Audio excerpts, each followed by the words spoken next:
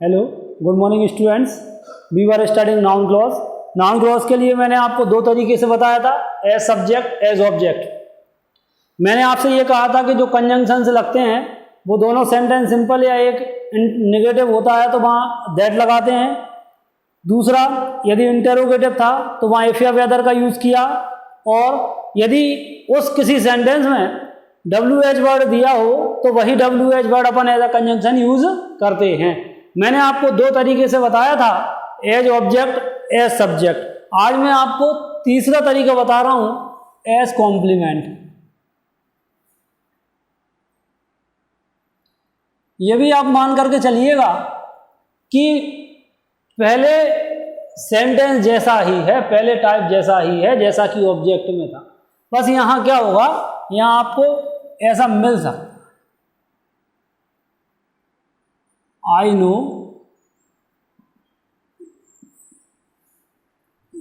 He will buy a car. ये तीसरा तरीका है ना। अब ये सेंटेंस सिंपल है इसलिए अपन ने क्या किया, इसको आई नो, इसकी जगह क्या लगा दिया, दैट। इसमें दिस नहीं दिया, दिया क्या, नहीं दिया, तो आपने क्या किया, इसकी जगह दैट लगाया। क्यों, ये सेंटेंस सिंपल है इसलिए।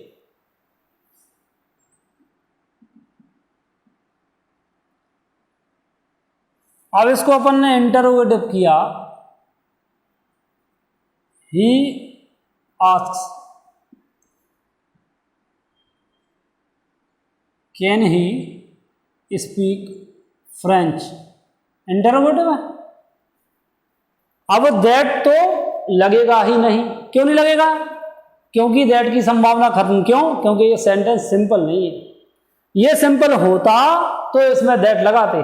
ये सेंटेंस इंटरोगेटिव है इसलिए आपको इसमें क्या लगाना पड़ेगा, इफ या वेदर लगा। एक बात हो, जब भी दो सेंटेंस को जोड़ते हैं तो सेकंड सेंटेंस कभी क्या क्या नहीं रह सकता, इंटरोगेटिव नहीं रह सकता। और इंटरोगेटिव ना रहे इसलिए क्या करना पड़ेगा, एक काम करना पड़ेगा। क्या करना पड़ेगा, सिंपल करना पड़ेगा। और सिंपल करने के लिए पहले सब्जेक्ट देन हेल्पिंग वर्ब का यूज आपको इसमें करना पड़ेगा।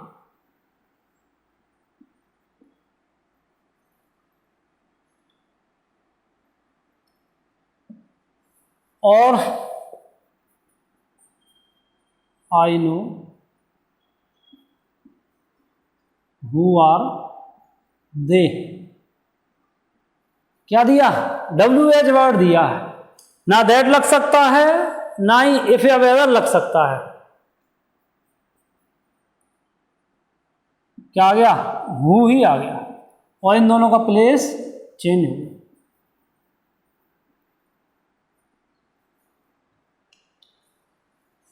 ये जो तरीका है ये थर्ड है, एज कॉम्प्लीमेंट है। इसके पहले मैंने आपको एज सब्जेक्ट और एज ऑब्जेक्ट बताया था।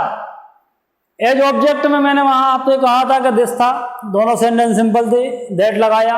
इंटरोगेटिव था, इफ लगाया। WH वर्ड था, WH वर्ड लगाया एज ऑब्जेक्ट, ऑब्जेक्ट के प्लेस पर। फिर मैंने आपको एज सब्जेक्ट बताया तो मैंने आपसे कहा था कि एज सब्जेक्ट में कंजंक्शन अपन कहाँ लेकर के गए थे, आगे लेकर के गए थे, आगे लगाया था। और तीसरी बात, मैंने वहां WH वर्ड पहले ही दिया था, अब आगे ही दिया तो कहाँ, आगे ही रहने दो, उसमें सेंटेंस को अपन चेंज करने की जरूरत नहीं थी। किसमें, एज सब्जेक्ट में। अब ये थर्ड वन था आपका एज कॉम्प्लीमेंट, इसमें ऐसा डॉट डॉट आ सकता, ठीक। अब ये दोनों सिंपल थे, आपने दैट लगाया। एक इंटरोगेटिव था, आपने इफ या वेदर लगाया। और WH, ये नियम कभी बदलने वाला नहीं कि जहां दैट लगना है वहां तो दैट लगना ही है, जहां इंटरोगेटिव है वहां तो इफ या वेदर में से लगना ही है। और WH वर्ड दिया है तो वही लगेगा। WH वर्ड की जगह अपन कोई और कनेक्टर नहीं लगा सकते, या दैट की जगह अपन WH वर्ड का यूज नहीं कर सकते। ये आपको ध्यान रखना है। अब मैं आपको इसकी जो है एक्सरसाइज दे रहा हूं जो आप करेंगे।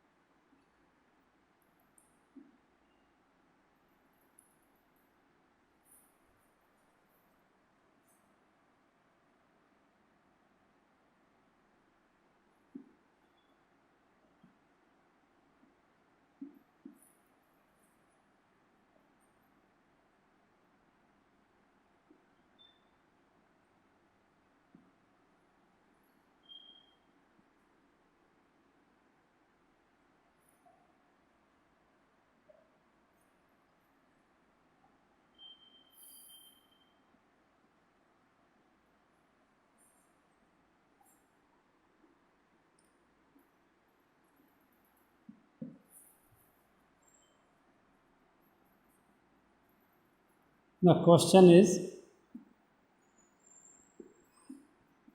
Where will he sow seeds?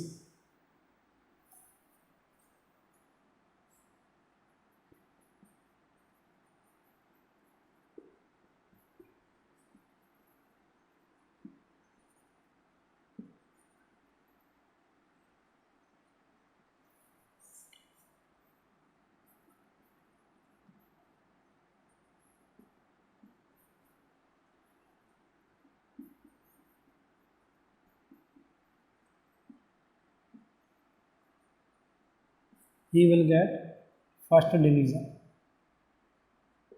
ये आपका क्या है, ये होम एक्सरसाइज है जो आपको करके लानी है। ठीक, ये मैंने आपको बता ही दिया है कि किस कनेक्टर का आपको वहां पर यूज करना है।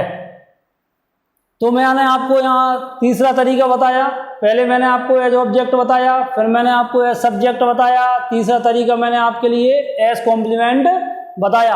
अब मैं आपको फोर्थ तरीका जो है वो बताने जा रहा हूं। उसमें आपको प्रीपोजिशन देखना है। प्रीपोजिशन क्या होता है? अब प्रीपोजिशन शोज रिलेशन, है ना। कोई प्रीपोजिशन क्या करता है? रिलेशन को शो करता है, वो प्रीपोजिशन कहलाता है।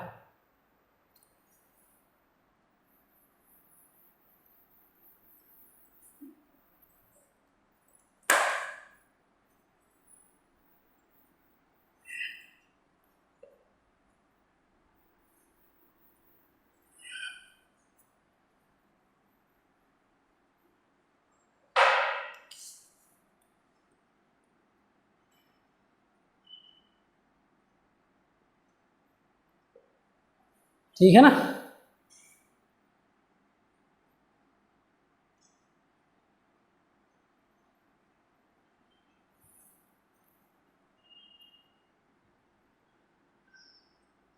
He will be punished for the crime he committed the crime।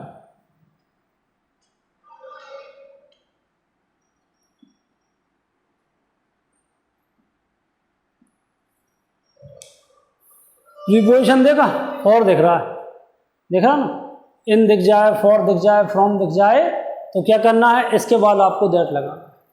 ये वर्ड और ये वर्ड लगभग मिलते जुलते होंगे या पूरे मिलते जुलते होंगे, और दोनों का यूज़ नहीं करना है, दोनों आपके लिए वहाँ पर लिख करके नहीं आने हैं।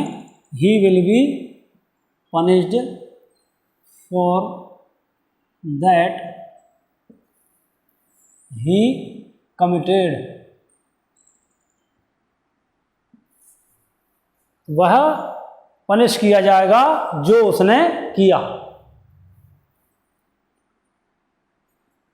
I had drawn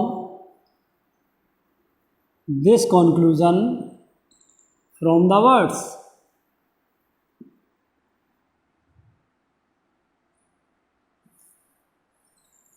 He said the words।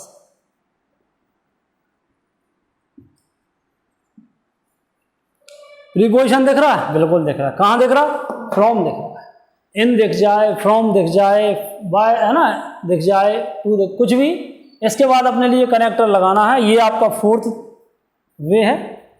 I had drawn this conclusion from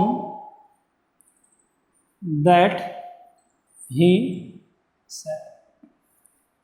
ये आपका चौथा तरीका है जिसमें आपको प्रीपोजिशन देखना है, इसके बाद में कनेक्टर लगाना है। इसमें इंटरोगेटिव और WH वर्ड्स की संभावना कम ही बनती है ना। तो अब मैं आपको इसका लास्ट तरीका, पांचवा तरीका मैं आपको बताने जा रहा हूं, एज केस इन अपोजिशन, है ना।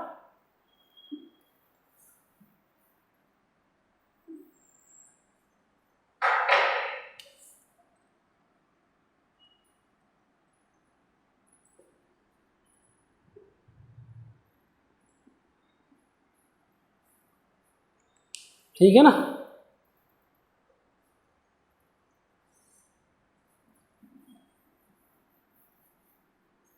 हो गया।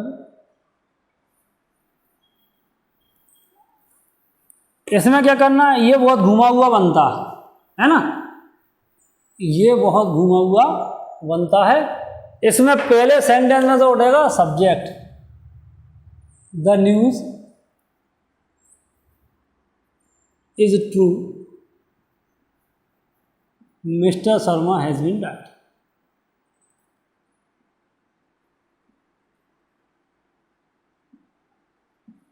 दोनों सिंपल हैं। 100% दैट, द न्यूज के बाद दैट लगाओ। सेकंड सेंटेंस लिखो,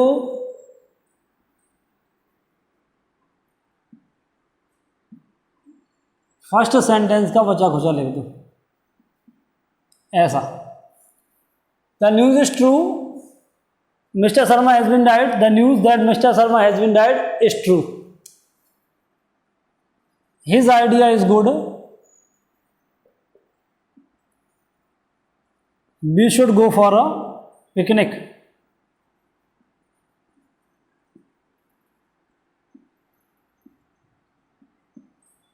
his idea that we should go for a picnic